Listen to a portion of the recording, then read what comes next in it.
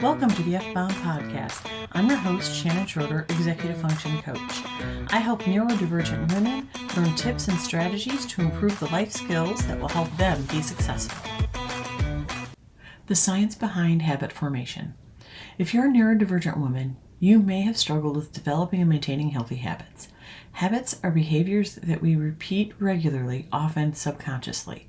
They can be difficult to establish, but once formed, they can have a significant impact on our lives.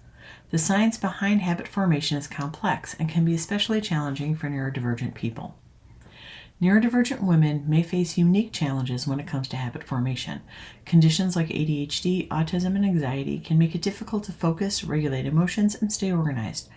In addition, societal expectations and gender norms may create pressure to conform to certain habits or routines.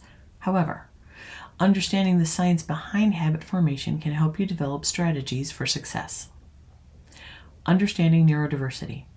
Neurodiversity is a term that refers to the natural variations in the human brain and nervous system. It recognizes that people have different ways of thinking, learning, and processing information. The term neurodivergent is used to describe people who have atypical neurological development or function. Neurodiverse can include a range of conditions such as autism, ADHD, dyslexia, and Tourette syndrome, among others. These conditions are often associated with differences in sensory processing, social communication, and executive function. Neurodivergent women. Research has shown that neurodivergent women are often underdiagnosed or misdiagnosed due to gender bias in diagnostic criteria and a lack of understanding the unique challenges faced by neurodivergent women. For instance, women with autism may present differently than men with autism, with more subtle social communication difficulties and a greater tendency to mask their symptoms. Similarly, women with ADHD may struggle with inattention and executive function difficulties, but may be less hyperactive or impulsive than men with ADHD. It's important to recognize and understand the diversity of neurodivergent experiences, including those of neurodivergent women. Basics of habit formation. What is a habit? A habit is a routine behavior that is repeated regularly and tends to occur subconsciously. Habits can be positive or negative and can range from simple actions like brushing your teeth to complex behaviors like procrastination. Habits are formed through a process called habituation, which is when a behavior becomes automatic after being repeated enough times. The habit loop. The habit loop is a 3-step process that explains how habits are formed. The first step is the cue, which is a trigger that initiates the behavior. The second step is the routine, which is the behavior itself. The third step is the reward, which is the positive outcome that reinforces the behavior. For example, the cue for checking your phone may be a notification, the routine may be checking your phone, and the reward may be seeing a new message. Neuroplasticity and habits. Neuroplasticity is the brain's ability to change and adapt in response to new experiences. This means that habits can be formed and changed through neuroplasticity. When a behavior is repeated enough times, it becomes wired into the brain's neural pathways, making it easier to perform in the future. However, by consciously changing the routine or the reward, you can rewire these neural pathways and form new habits. By understanding the basics of habit formation, you can begin to develop positive habits and break negative ones. Remember to focus on the cue, routine, and reward when trying to form or change a habit, and use neuroplasticity to your advantage. With time and practice, you can develop habits that will improve your life. Challenges in habit formation. Forming habits can be challenging for anyone, but neurodivergent people face unique obstacles due to their sensory processing differences, executive functioning variances, and social motivators and stigma.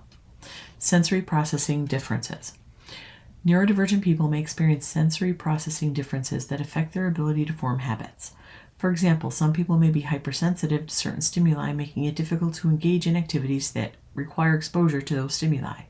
On the other hand, some may be hyposensitive, meaning they require more stimulation to feel engaged in an activity. This can make it challenging to find activities that are both engaging and not overwhelming. Executive function variances.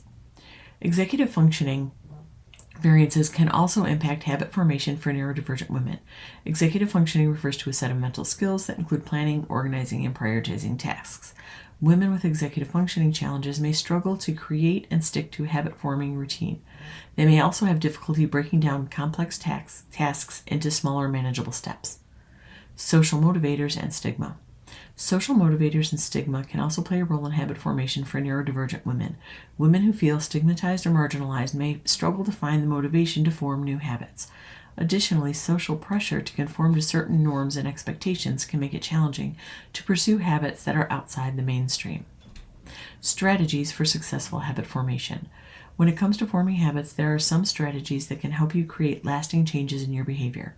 As a neurodivergent person, it's important to find approaches that work for you and your unique needs. Personalized routine building. One key to successful habit formation is to build a routine that works for you. This might seem obvious, right? But if you've tried and failed repeatedly to build routines, they probably weren't the right routines for you. Personalized routine building means taking into account your own preferences, strengths, and challenges. For example, if you struggle with executive functioning, you may need to break down your routine into smaller steps or use visual aids to help you stay on track. It can also be helpful to focus on building one habit at a time rather than trying to change everything at once. This allows you to give each habit your full attention and build momentum over time. As you start to see progress, you can add new habits to your routine. Utilizing support systems. Another effective strategy is to utilize support systems to help you stay accountable and motivated. This could mean finding an accountability partner, joining a support group, or using an app or other tool to track your progress. It's important to find support systems that work for you and your needs. For example, if you prefer one-on-one interactions, an accountability partner may be the best option. If you thrive in group settings, a support group may be more effective. We often talk about building habits, but rarely do we consider what it takes to make it happen. Once you understand the habit loop, you can design triggers and rewards that will keep you motivated. If you're motivated, you'll be more likely to stick with something until those new neural pathways are formed. It takes time, so be patient. I hope you enjoyed this episode of the F-Bomb podcast. Thank you for listening. Remember to subscribe below and check out my show notes to learn more about my Facebook group, courses, and membership.